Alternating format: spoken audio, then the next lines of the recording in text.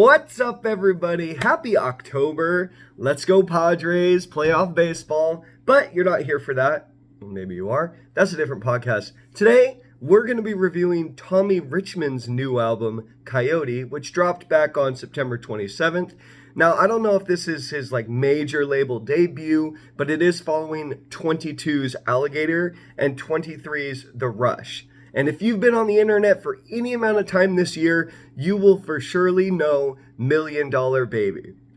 And if that doesn't sound familiar, maybe I can sing it to you. I can clean up good, baby.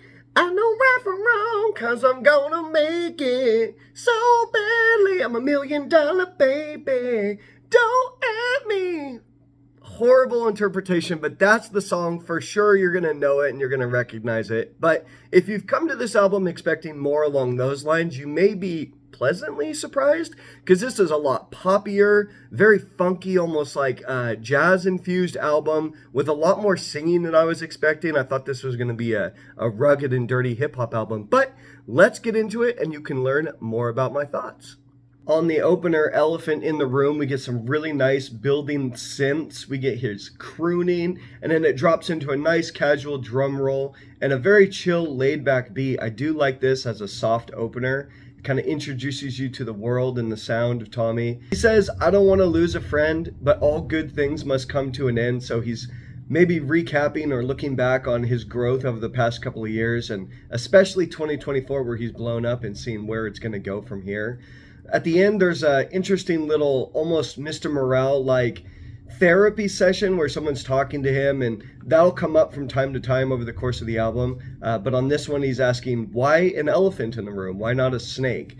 And if you know, then elephant in the room is something unspoken, but it's so obvious that people need to talk about it. Versus a snake, it's more of a snake in the grass, and you might need to watch out for your enemies or something like that. So kind of some interesting concepts that he's planting right out of the gate. I've been on my shit again. I've been on my shit again. Temptations is an absolute jam. The best compliment I can give here is this sounds like something the Free Nationals would come up with. Anderson .Paak's band, where he drums, lead sings, and of all that stuff. This one's got a great funky bass line that just goes boom, boom, boom, boom, boom, boom, boom, boom, boom. It just carries the whole beat. You've got some nice synths in the background. Tommy's talking about, I've been on my shit again. I am just a girl's dream. Ooh, temptations all around me. Obviously, I can't sing as well as him, but I'm trying. I'm having a good time. This song definitely makes you get into that mindset of hey, I'm having a good time. This is a lot of fun. This one will get you moving and grooving for sure. On Whisper in Your Ear, we get some nice strings, almost harp-like in its progression, laying the foundation for a really laid-back beat with a nice drum sample and some rapid hi-hats. Whisper in your ear.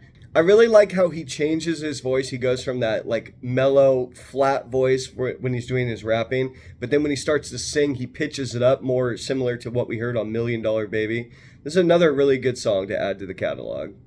Give It My All. This is so out of the 80s, it's unreal. There's an echoey clap that you get, some nice piano keys that are pitched up. Total 80s vibe. This is like disco. It kind of actually reminds me of something like Paula Abdul, and I absolutely love the vibe on this one. Tennessee is the closest you'll get to $1 Million Baby on this record, which, by the way, is pretty commendable for him to not put the biggest hit on this. I know he wants to stand alone. Great thumping bass line, almost cherry-picked from that song, but where that one has an open cowbell hit, this one has a more cascading do-do-do-do-do-do, and then you get some nice flute sounds. It's pretty cool. It's kind of a posse cut with a lot of guys I've never heard of, but it's pretty much Tommy Richman's crew. I totally feel the lines. I was 10 years old, then I blinked, now I'm 17. That's a real one. Feeling my age a little bit here. They call me Tommy because I'm trying to get rich, man. There's some good lyrics on here, which for the most part on this album has been pretty lacking, but this is a great song. This one made the Spotify playlist. Boom, boom, boom, boom, boom, boom. Got You Were the One is pure R&B, baby. The way that his voice matches the beat is too perfect. He's singing about the girl that got away. I thought you were the one that got away. But he's being pretty serious about this one, even talking about kids potentially. This is a great vibe. On the second half of this album, it really goes from any kind of any kind of rap that you're expecting into a much more R&B, kind of sensual, kind of funk that I really can appreciate. And then the outro with some nice high synth chords and a melody to carry us into the next track. Letterman, I really, really like this song too. We get a nice sweet guitar to start us off, and then a really familiar sounding drum kick pattern with some funky bass that I swear I've heard before. I did some research, couldn't really find anything on if he sampled this, but when you hear the song, you'll know. It sounds very familiar, just the way that the bass gets plucked, and you just have that sound, that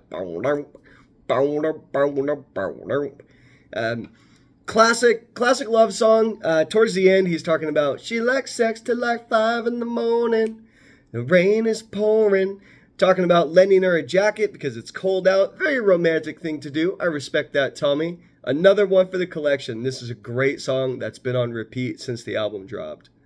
Green Therapy brings the vibes down. This is a really nice, mellow, laid-back track with a nice bass line that carries us along and a twinkling of piano in there.